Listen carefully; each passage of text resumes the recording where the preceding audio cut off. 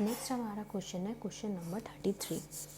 From the following particulars, calculate value of goodwill of a firm by applying capitalization of average profit method.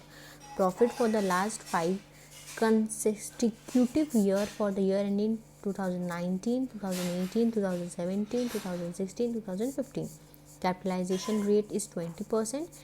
Net rate of the firm is 2 lakh. तो अब हमें यहाँ पे बोल दिया गया कि capitalisation of average profit method से निकालना है.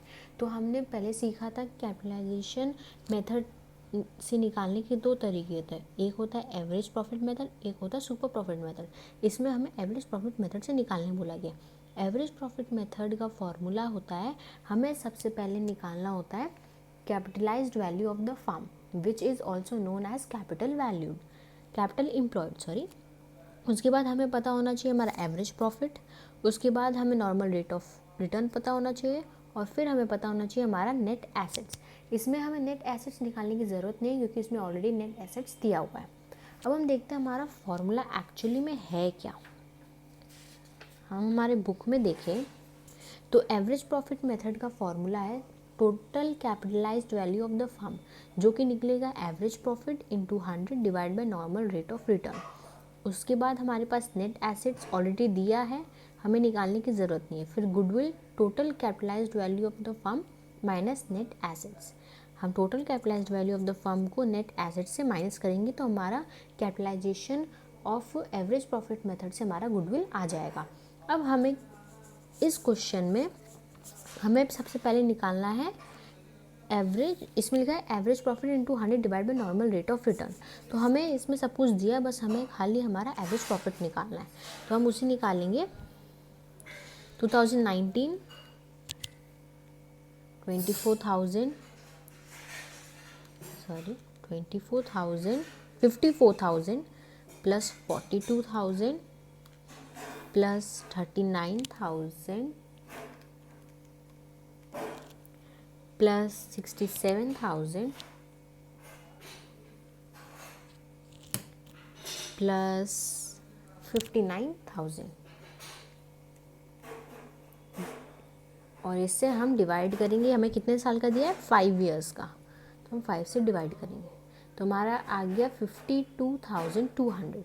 ये हमारा एवरेज प्रॉफिट आ गया. अब हमें चाहिए था, अब हमें निकालना था total capitalised value of the firm. तो वो निकलेगा average profit into 100 divide by normal rate of return. Normal rate of return 20 है और एवरेज प्रॉफिट हमारा ये है. तो 52,200 into 100 divide by 20, normal rate of return 20 दिया गया, जो कि है 2,61,000 का. तो अब हमारे पास नेट एसेट्स दिया गया है 2 लाख का. तो हम इसे 2 लाख से माइनस करेंगे तो 61,000 हमारा गुडविल है. हम आंसर चेक करते हैं 33 विच इज 61,000.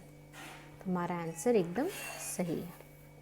नेक्स्ट हमारा क्वेश्चन है Ravi and Kant are partners in a business with balances in the capital and current account as on 31st March 2019, where Ravi and Kant capital account and current account. The firm earned an average profit of 1,25,000.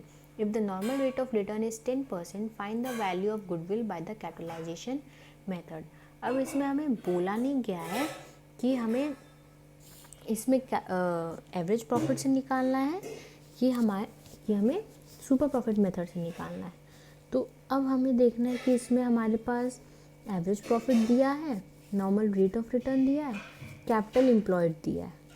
तो हम average profit से निकाल सकते हैं. तो अब हमें सबसे पहले एवरेज प्रॉफिट तो हमें पता है, नॉर्मल रेट ऑफ रिटर्न भी पता है, पर हमें हमारा कैपिटल एम्प्लॉयड नहीं पता है. तो कैपिटल एम्प्लॉयड निकलेगा हमारा. हमें अब वो कैपिटल अकाउंट इसको प्लस करके निकलेगा कि इसको प्लस करके निकलेगा, दैट डजंट मैटर. आपके पास जो भी कैपिटल दिया होगा आपको उसको प्लस करना. अब यहाँ पे डेबिट दिया है, डेबिट यानी ये माइनस होगा. तो हम 2,50,000 प्लस 3 लाख प्लस 50,000 माइनस 25 5,75,000 का हमारा कैपिटल एम्प्लॉयड है। हमने डेबिट को इसमें डेबिट लिखा है इसलिए हमने इसे माइनस किया। तो 5,75,000 का हमारा कैपिटल एम्प्लॉयड आ गया। अब हम निकालेंगे अब हमारे पास एवरेज प्रॉफिट दिया है, नॉर्मल रेट ऑफ रिटर्न दिया है। तो अब हम हमारा कैपिटल एम्प्लॉयड, अब हम इसका निकालेंगे utilized value of the firm, और वो निकलेगा हमारा average profit into 100 divide by normal rate of return. तो 1,25,000 जो कि हमारा एवरेज प्रॉफिट है into 100 divide by normal rate of return हमारा 10% का, 12,50,000 का हमारा average total capitalised value of the firm आ गया। अब हम इससे माइनस करेंगे हमारा जो हम 5,75,000 में जो प्लस किया था उसे, तो ये आ गया हमारा 6,75,000। ये हमारा गुडविल है। हम चेक करेंगे 6,75,000 का।